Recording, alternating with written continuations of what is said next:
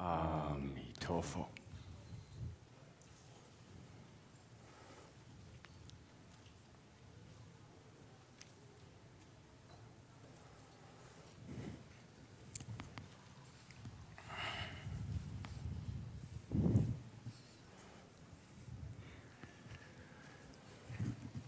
Glad to see you all again. Another year has passed, and let's stop talking about too much theory. Let's go straight to the point. So, practical method is something that is in Shaolin Temple very important. It simply means there are hundreds, thousands, maybe millions of different methods how to get to where we actually want to go. In Shaolin, we use physicality to access our mind. And Shifu Shi Heng Yi is a specialist in this.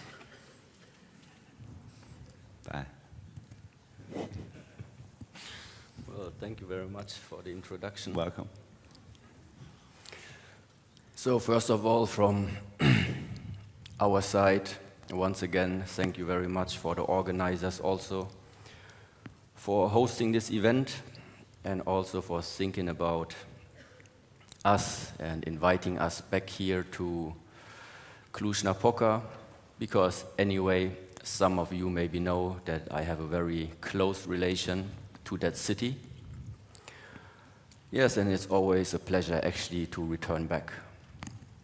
Now, since 2011, pretty much focused, it has been my wish to make everything that me personally relating to the Shaolin teachings, to make it available to more people. And now, arriving 13 years later, so in 2024, in a way, I can see the results from it. I can see the sunshine from it. And I can see all the shadows that go along with it. And sometimes, in the way of what I was sharing in the past,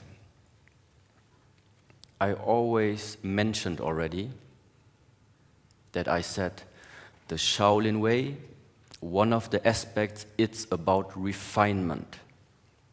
Refinement of your body, refinement of your mind. Because, in my way of thinking, if you are not fine for what is going on in your life, it makes it very difficult to adjust anything. So when I talk about refinement, it means you become very, very sensitive. What type of physical changes are going on inside of you? What type of emotional changes are you dealing with on a daily basis? How is your mindset? How is the way of your thinking? What type of thoughts is like rising up in the morning, carrying out throughout the day? With what type of thoughts are you going to bed? What type of things are you dreaming? These are all things, if you are numb, if you are sleeping, you are just simply unaware of all of these things that are happening within a 24-hour, within a 7-day week, and within the 30 days month, and then within the whole year, and then within 100 years, one lifetime.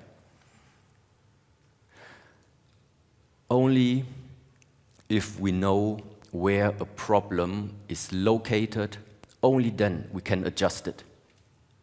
So, and this is why number one step, what is the purpose of also this evening session or any workshop that we have organized in the past? If you look at how we have set up everything, all the engagements that we have, this talking part right now is never a standalone event. because theory is theory.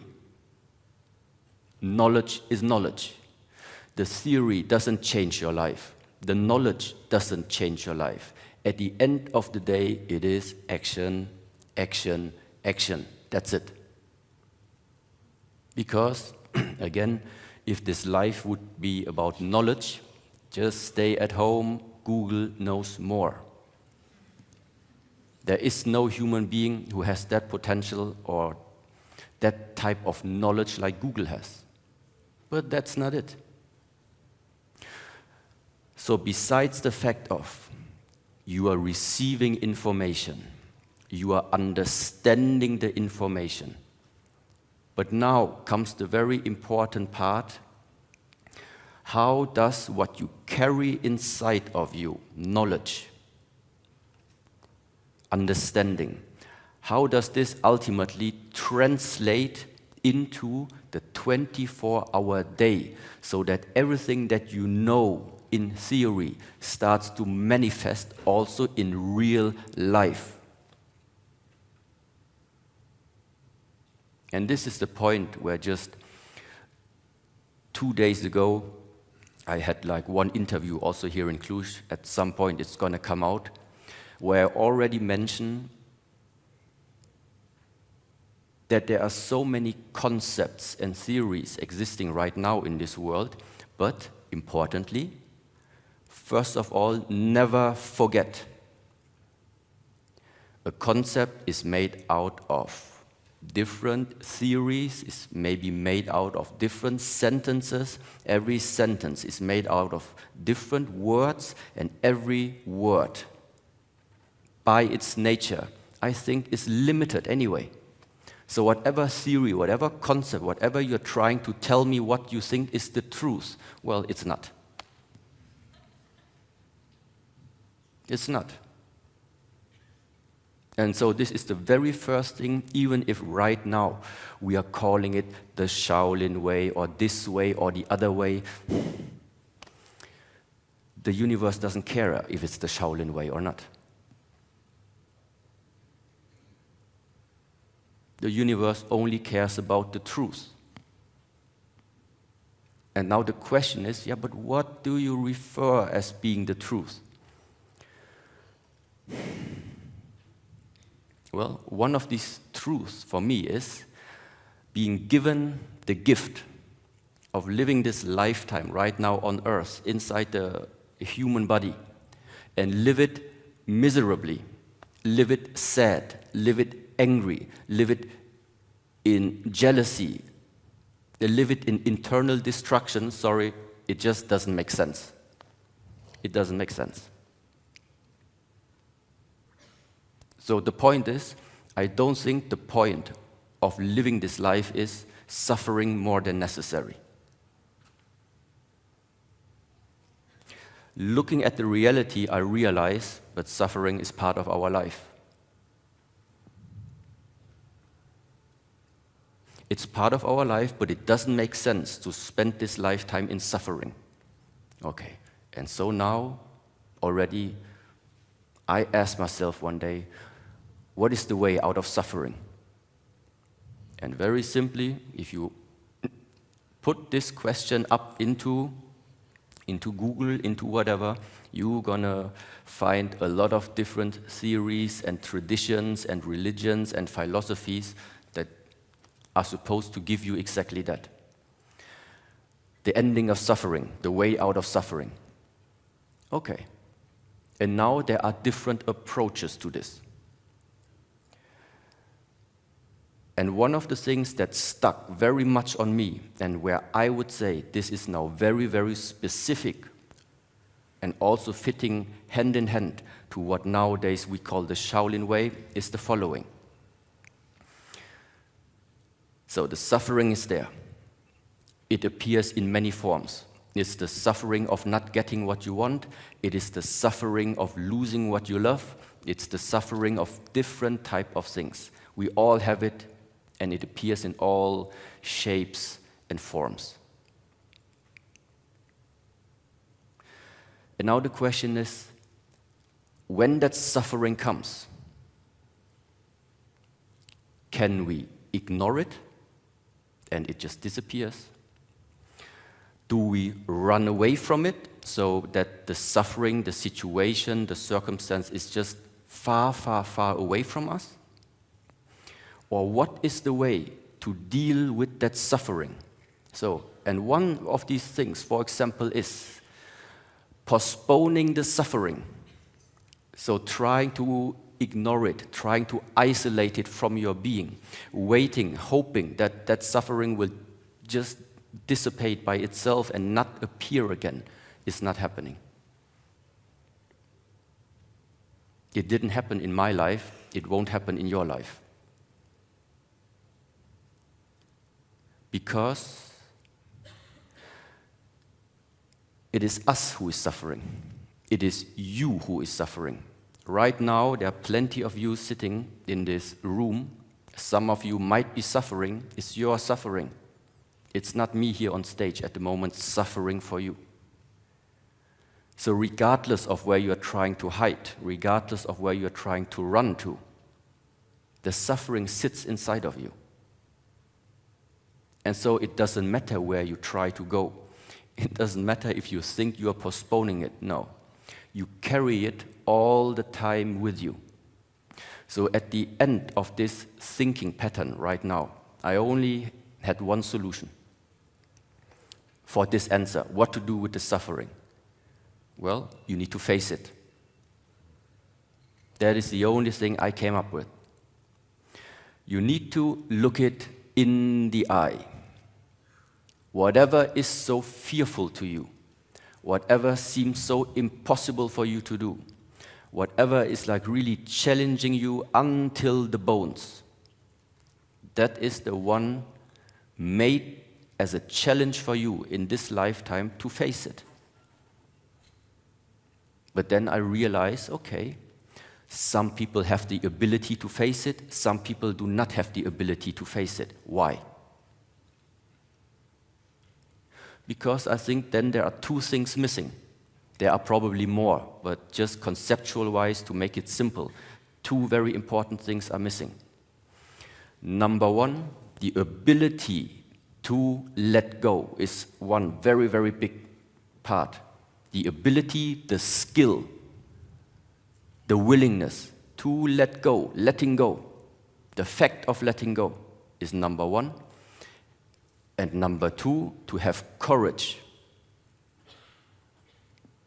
to face the fear, to face the truth, to face the darkness, to go into the dark, because this is what it's about.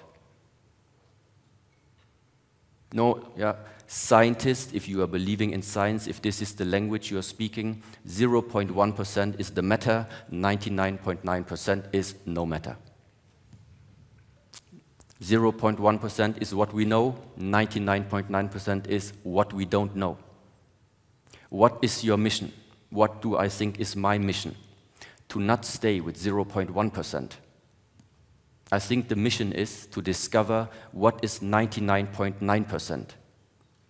But what is the 99.9%? It is dark. It's dark, it's uncertain, it's unknown. So what does it mean?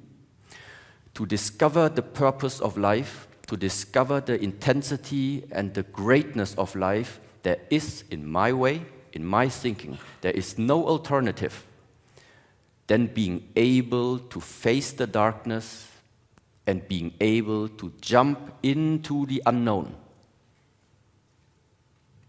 But this is nothing that we humans are trained of. This is nothing that we humans are programmed to do in order to jump into the unknown. Because everything that we have grown up in the whole world, is not about prepare yourself for the uncertainty. It is build up your illusion of security. This is where the worlds are colliding.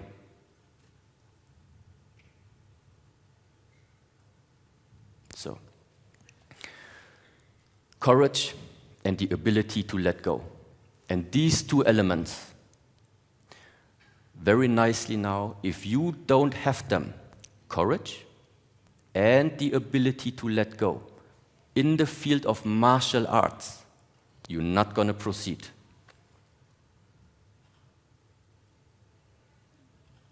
Because training martial arts, growing up in the field of martial arts, goes hand in hand with the ability of taking pain and of taking suffering.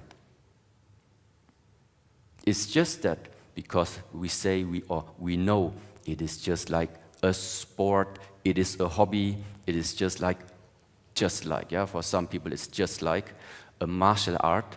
That's why we have another perspective about it. But the point is like this: if you are not willing to take pain, you cannot proceed in the martial arts. It's just not working. Because the growth of mental skills and the growth of physical skills is because you are continuously confronted with the comfort zone and are being forced to leave it, to move beyond the comfort zone. And so as a martial artist, you are used to the lifestyle. Something hurts, but it's okay, let's go through it. Pain is not going to stop us. It's just an indication this is where, at this moment in time, our limit is. And because we understand this on the physical level, it starts to transcend and translate into also the mental way of thinking. If the suffering is there, I'm not going to run away from it, I'm not going to ignore it, I'm going to find a way to overcome the suffering. And this is the very, very important distinction, what I think this life is about. To overcome the suffering.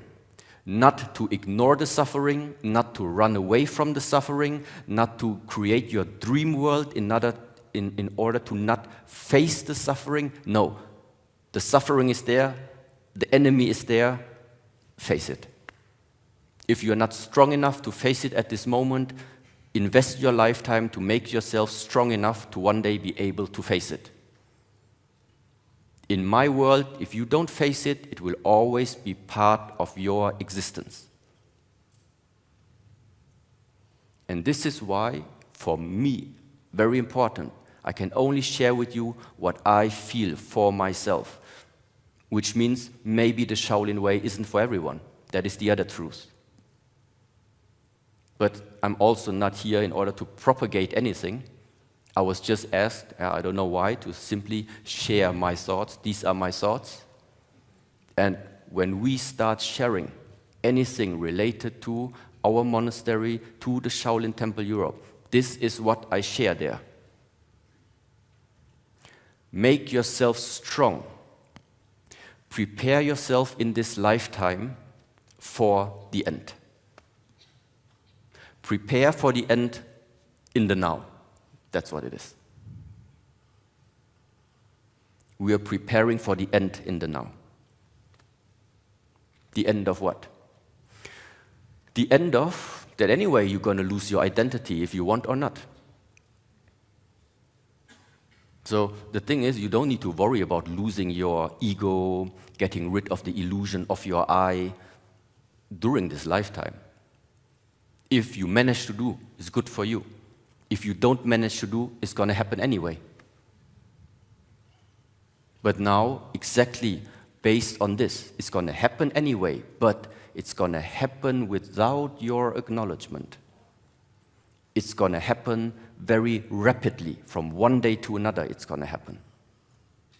And this is again the truth of the human being.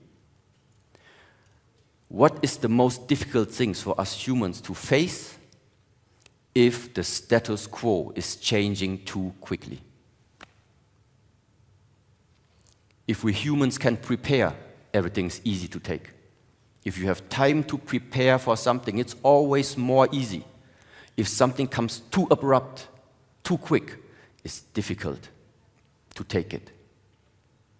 And this is why, in a way, it makes sense. Prepare for the end.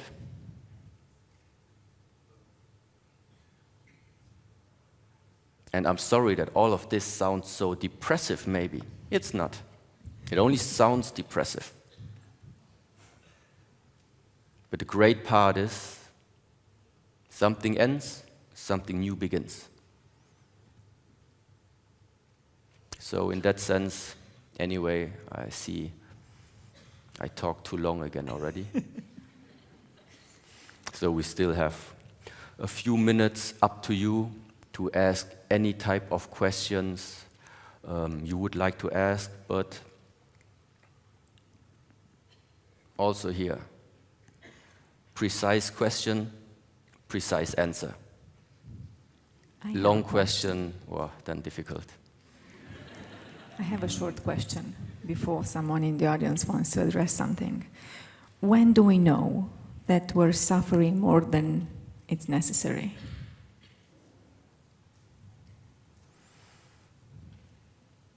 I think it's very, very obvious when you are suffering.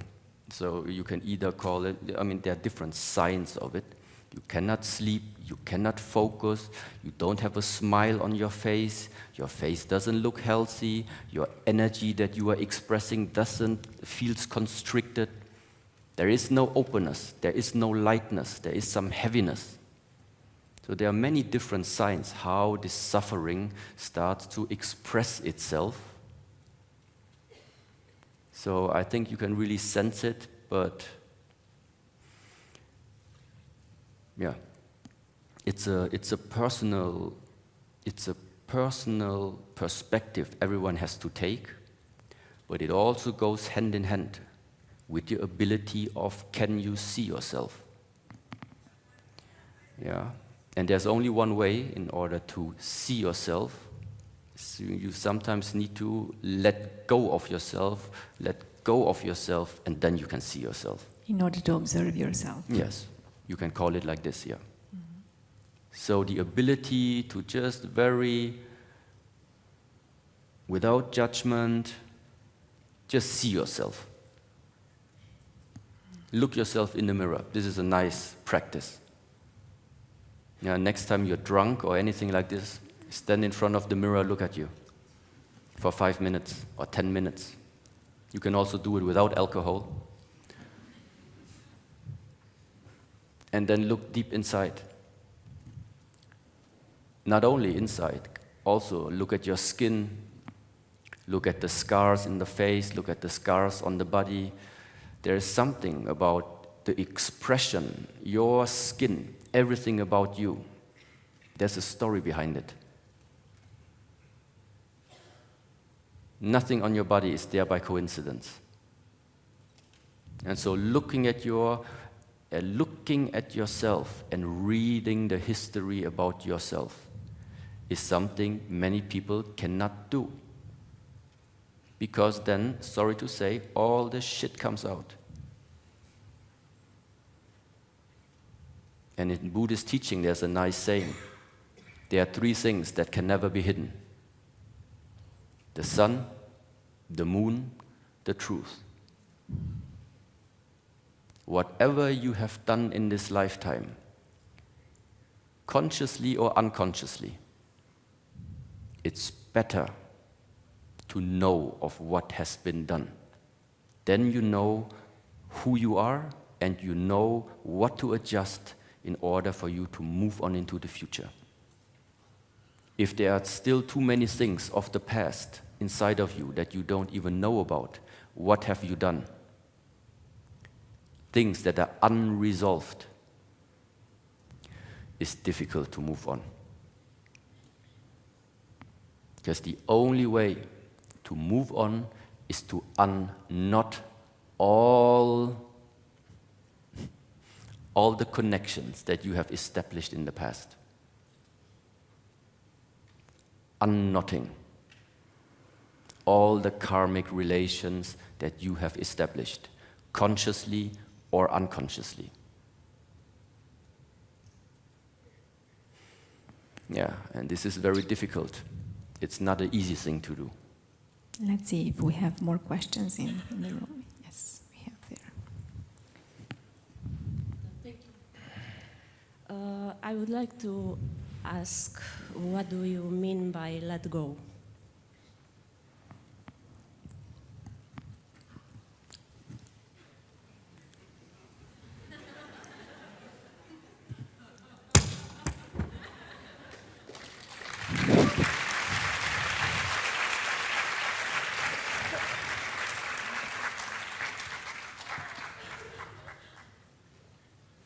Yeah, so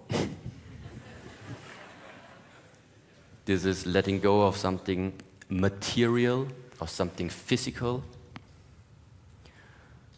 But very often it is thoughts that also make us suffer.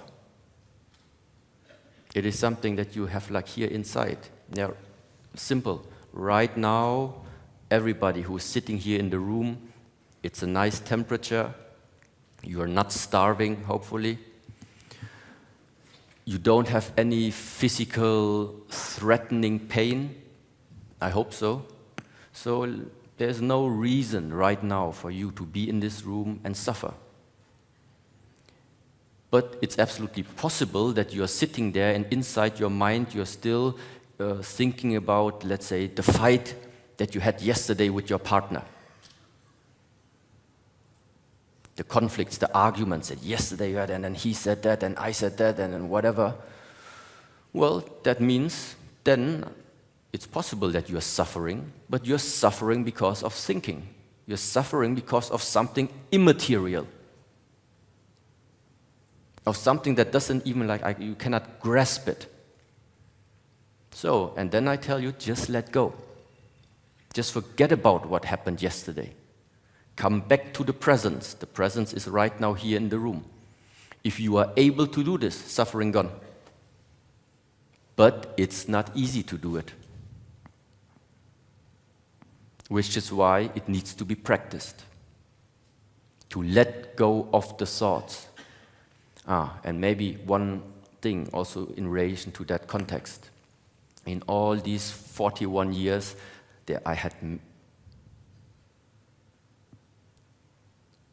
I was in contact with many different traditions, philosophies, teachings, and whatsoever. And I think many of them have their place. No question about that. But the only thing until today that remains true for me, which is, let's call it like this, if I have to tell you something, the last thing about the teaching, is not coming from me, but I get into an understanding. Why is there the saying, with our thoughts we create the world? This is the ultimate. That is the ultimate truth. With your thoughts, you are creating the world. So, there is something about the mind, beyond all physical activities, beyond all the attractiveness, whatever it is. The objective in this lifetime is get an understanding. What is this thinking mind, awareness, consciousness?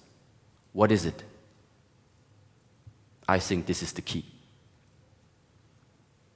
Thank you. We have time for one more question. Yes. I have one question on the back. Okay. And then another one because someone has the mic in the front. Okay. So my question... Oh, okay. My question was, what was your biggest challenge and how did you manage to let it go? What was the process or the moment? Can you please repeat the question? So what was the biggest challenge that you personally had, and when was the moment that you managed to let it go?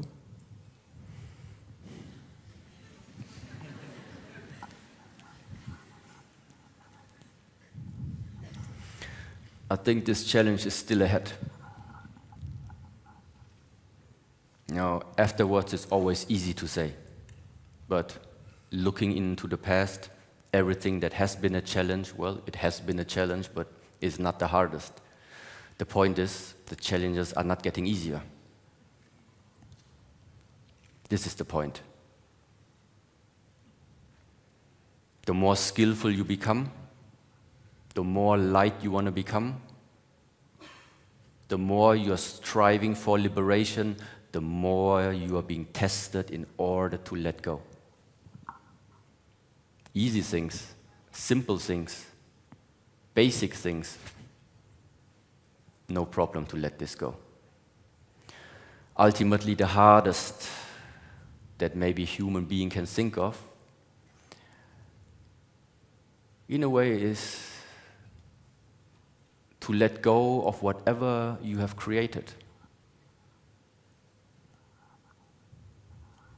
Thank you. And another question.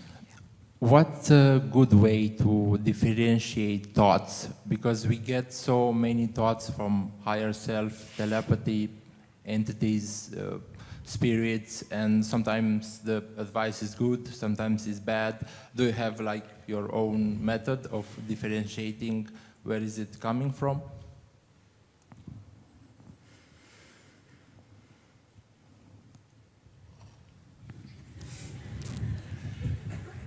Where's the person? There. Okay. Like the fourth row. So the first thing, I guess, is try to learn instead of thinking to switch to feeling life. Feeling life simply means instead of thinking, and running, letting the machine run, you go for do something so your skill arises to feel life. That can be any kind of art. So we use Shaolin. Shaolin means Tai Chi, Qi Gong, meditation. There are so many different ways. It doesn't matter which way or which method you use. The important thing is you do something that is not causing you to analyze, to interpret, to think, to make you simply more simple. When you start to become simple, everything becomes simple. Your thoughts, your emotions, everything that the way how you look at yourself is not you are looking at yourself. It is looking at yourself happens. Observation is not something that you do. Observation happens. So my recommendation is start practicing. Thank you. Thank you for your presence here. Thank you for your questions. Thank you.